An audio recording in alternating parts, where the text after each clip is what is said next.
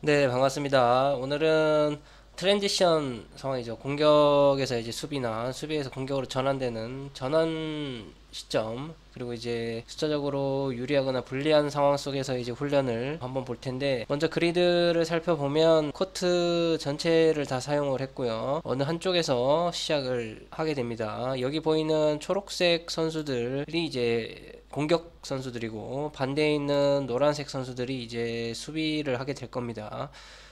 세컨 페널티 지점 이제 10m 라인에 이제 5m씩 떨어져서 세 선수를 이제 나눠서 배치를 했고요.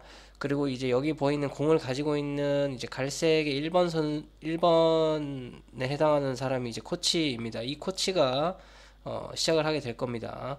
네, 그래서 훈련 방법은 이 코치가 볼을 주면서부터 시작을 하게 될 거고, 이 세 명 중에 선수에게 아무 선수에게나 볼을 줄 겁니다. 1번, 뭐 혹은 3번, 뭐 혹은 2번.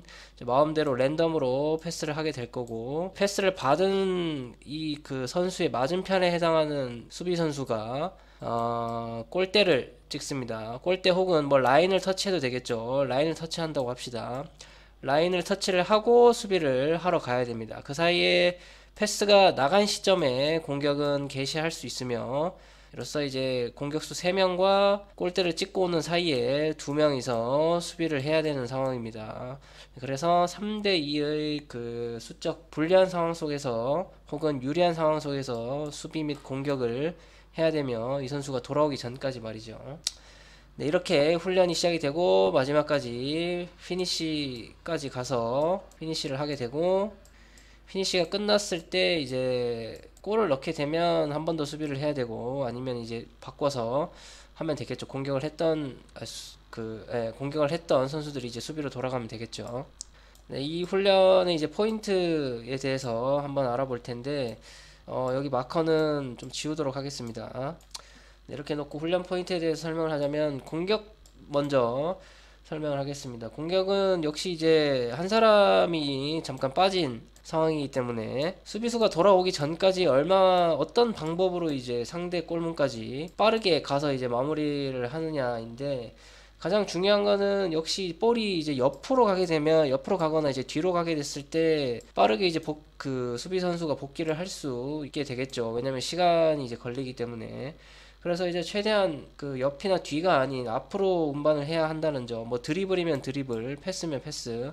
그렇기 때문에 이 볼을 가진 사람도 앞으로 가는 것이 중요하지만, 더 중요한 것은 볼이 없는 선수들이 좀 빠르게 앞으로 나가줘야 패스가 이제 갈 수가 있겠죠. 드리블보다는 역시 패스가 좀 더 빠르게 앞으로 전진을 할 수 있기 때문에 볼 없는 사람의 역할이 좀 중요할 듯 합니다.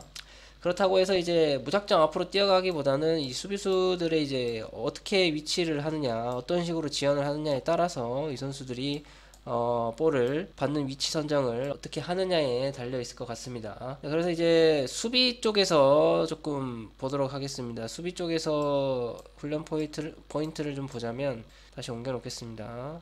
반대로 수비는 이제 한 사람이 돌아오기 전까지 최대한 좀 시간을 벌어야 되는 상황입니다. 이번에 이쪽으로 한번 가볼까요? 최대한 이제 시간을 벌어야 되는 상황이기 때문에 어떤 방법으로 좀 지연을 시킬 것인가가 조금 우선순위를 둘 필요가 있습니다.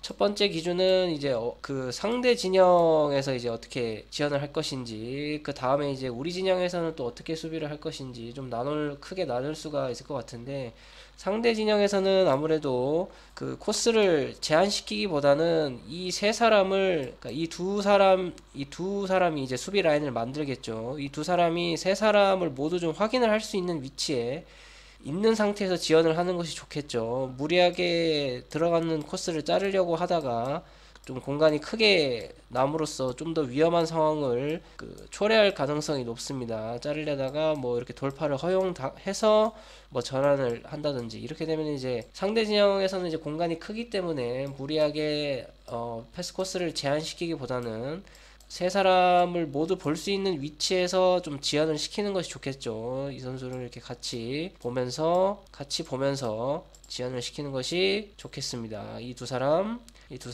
이런 식으로 이 세 사람을 수비 라인이 같이 볼 수 있는 환경에서 지연을 시키면 좋을 것 같습니다. 그렇게 해서 이제 우리 진영까지 이제 내려왔을 때부터는 이제 좀 수비 방법이 달라져야겠죠.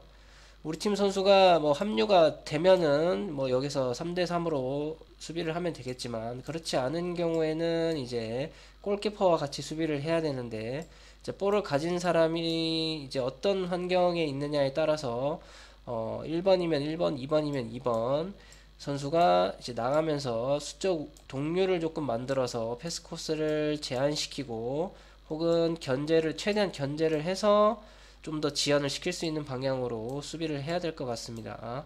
저 같은 경우에는 이제 10m를 좀 기준으로, 왜냐면 골키퍼가 손을 쓸 수 있는 범위가 이제 6m이기 때문에 그 10m 이내에 자리 잡으면서부터 우리 수비 선수들이 한 사람이 패스 코스를 제한시키면서 수적 동률을 이뤄내서 골키퍼와 함께 수비를 하는 것이 좋을 것 같습니다. 그리고 이제 이 두 사람 중에 어느 사람이 나가느냐의 그 기준은, 아무래도 오른발잡이 같은 경우에는 이쪽 선수가 나가는 것이 슈팅을 막으면서 패스를 자를 수가 있기 때문에 이 선수가 나가는 것이 좋겠죠. 왼발의 경우에는 뭐 반대 선수가 마찬가지 해당이 될 것 같고요.